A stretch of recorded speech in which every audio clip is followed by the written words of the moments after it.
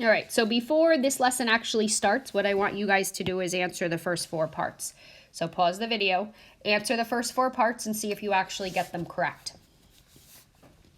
All right, because today we're going to add a different component to still circles, but we're going to add a different component to what we are doing with it. All right, so we're going to write the equation of the circle with a center HK and a radius R. Well, we don't have anything else to work with, so we're just going to use the general formula. So this is the formula we were using over and over again yesterday. For B, though, now we have actual values. So here's our H, here's our K, and here's our R. So if we write it totally simplified, it should be x minus 4 squared plus y plus 3 squared equals 5 squared, which is 25. If we flip it and say, okay, well, here's the equation, what's the center and the radius? Again, if it's helpful, what I would suggest, at least in the beginning, because this is new, put the formula underneath it, and then you'll be able to see that you get a center of -8, 0 and a radius of 11. And if you do the same thing for D, oops, that should be okay, you're going to find out that you get 10, -10 and a radius of 1. Okay, so where this now goes, it goes into something it's called completing the square. Okay, because now what you're going to see is the way the equations are presented to you is going to look totally foreign to what we did yesterday. So it says, in order to find the center and the radius of the circle with this really long equation, it is necessary to complete the square. So this is something you should have covered last year in Algebra 1. If not, I am going to go over it now, and it is something you definitely will do next year in Algebra 2 again. But the way that you complete the square, there's a couple steps. Step 1 is anything that does not have a variable needs to be isolated by itself on one side of the equation, which means the 3 needs to move to the other side. Okay, so step 1, anything without a variable goes to the other side of the equation. It has to stand alone. Now that 3 is going to carry me down to the next line. After that, what you are going to do is you're going to move the x's next to each other. So move this guy over and move this guy over here, and move the y's next to each other. Given that there are 2 x's, you're going to have to complete the square there. So that's where this blank comes in right here. Now, if you add a blank on the left, we can't change the equation, which means the blank has to be added on the right-hand side. Because y has 2 variables with it, or 2 terms, we have to also complete the square there. And if you add a line on the left, you're going to have to add a line on the right. So you are always adding these, because when you're going to find is when you square something, which is the idea of completing the square, can never be a negative number. So you should always be adding numbers to both sides of the equation. All right, so let me show you how we complete the square. So when we complete the square, think any quadratic follows the formula ax squared plus bx plus c. That's just standard for any quadratic. So what you're going to do is you're going to identify b. Identify b. Then what you're going to do is you're going to take half of b, and then step 3 is you're going to square it. Okay? So with the x's, our b is 4. So b is equal to 4. So half of b is 2, and 2 squared is 4. So that 4 is going to go here, and it also needs to go on the other side. For the y's, if I take it over here, the -6 is our b value. Well, half of b would then be -3, and then -3 squared is a +9. So that +9 goes here, and that +9 goes here. And then at this point, it's a matter of you factoring, I guess you want to call it.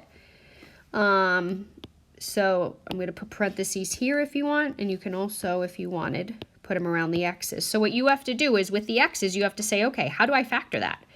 So the easiest way, and you really don't even need to go into full depth with the factoring, is you know the variable has to be x. You see 1 plus sign, you see 2 plus signs, which means this needs to be a plus sign. And the way that you figure the number out here is whatever you wrote on that line above, you're taking the square root of that number. So the square root of 4 is 2. And if you were to check yourself, x plus 2 times x plus 2 is in fact x squared plus 4x plus 4. If we do the same thing with the y's, you know it has to be y, you see a minus and a plus. As soon as you see that one minus, this is minus. It only takes that one in the middle. And then to figure out what goes here, you take the square root of the number that you just wrote, which is a 3. So if you FOILed y minus 3 times y minus 3 out, you would get y squared minus 6y plus 9. So it would match with what you see above. And then on the right-hand side, you're just going to add those guys together. So 3 plus 4 plus 9 gets you 16. And then at this point, again, if it helps you, write the equation underneath it. And you can see that your h isn't going to be a negative 2. K is going to be a positive 3. And your radius is going to equal 4. So that looks a lot more involved than it is. I'm going to show you the shortcut steps as I go through these next 2 examples. And you'll have practice on the worksheet this evening. All right, so we're being asked to get the center and the radius. Well, you can't identify that unless it's in standard form. So we already have the 11 by itself. What I'm going to do is the x's are already together, the y's are already together. So I'm going to set up my completing the square process. I have 2 x's, which means I'm going to have to complete the square there. I have 2 y's, which means I'm going to have to complete the square there. Keep in mind, however many blanks you put on the left, that is the same number of blanks you need to put on the right-hand side. Once it's all set up, this is where the completing the square comes in. So for the x's, b is 2. So half of b would be 1, and 1 squared is 1. So 1 goes here, and 1 goes here. For the y's, b is equal to 4. Well, half of b is 2, and 2 squared is 4. 4 goes here, 4 goes here. When we write out our perfect squares, so we know it's x. We see plus and plus, so it's plus. And then again, you take the square root of the number you wrote, which is 1. For the y's, we see y, we see plus and plus, same thing. And then you take the square root of the 4, which is 2. And then 11 plus 1 is 12.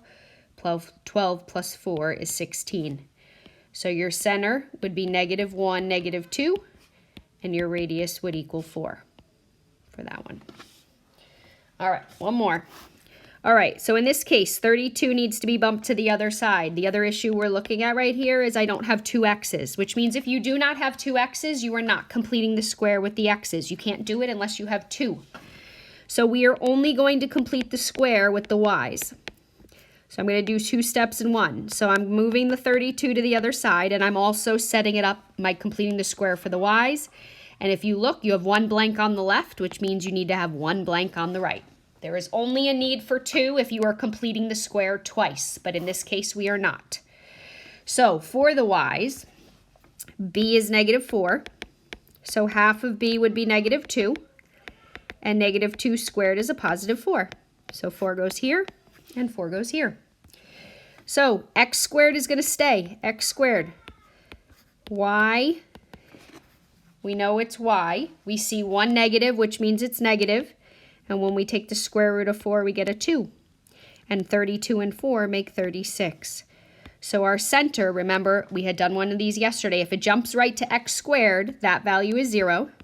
Our k is 2, and our radius is